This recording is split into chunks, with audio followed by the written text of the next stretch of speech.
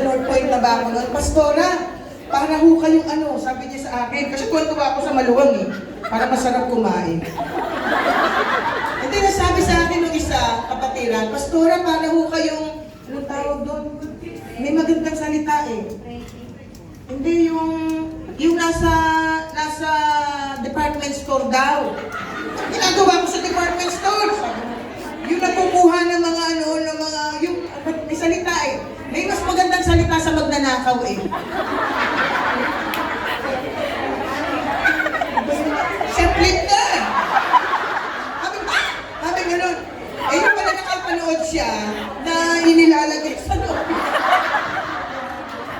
Inilalagay sa loob yung mga pinagnanakaw. Diba?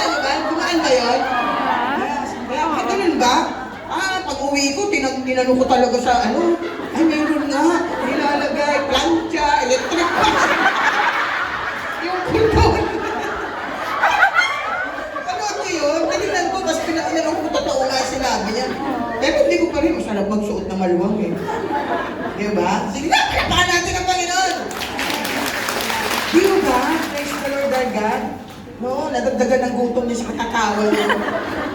Hallelujah, glory to the living God. Yun, na po, yun yung mga balakid na binibigay, yung mga tricks, yung mga ano nang nakaaway sa atin para yung isip po natin ay hindi matuon sa dapat na pagbukian natin bawat minuto na ating pong buhay.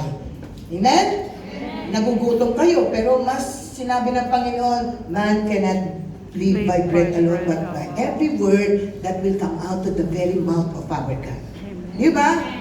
Sino yung mga nag-fasting, nag-prayer and fasting? Si Moses nag-prayer and fasting for 40 days. Pero mas lalo siya lumakas at nag-transfigurate siya. Yung glory ng Panginoon na nakita sa kanya. Pero hindi niya naranasan na magutom. Sino dito mga nag-prayer and fasting na ng 1 hour? After 1 hour, gutom na gutom na. Diba? Ako, everyday fasting po ako. Dahil pagpasok sa umaga, and then after 11 pa ako haharap sa lamesa para kumain ng breakfast. So, ginawa ko ng makatarungan. Ginawa ko ng prayer and fasting po everyday. No? Kasi yun, hindi ko naikwento ng dahil yun na nga yun. So, would you mind to open your Bible in the book of He is the one who overcomes the world. But he who believes that Jesus is the Son of God. Amen. May the Lord add more blessing in reading His Word. Manalangin tayo ng konti. Panginoon, marami pong salamat sa inyo pong kabutihan na ipinagkaloob niyo. Tama po ba? Dahil ikay naniwala sa ating Panginoong Yesus, makakakitaan ka na ikay mapagtagumpay na anak ng Diyos.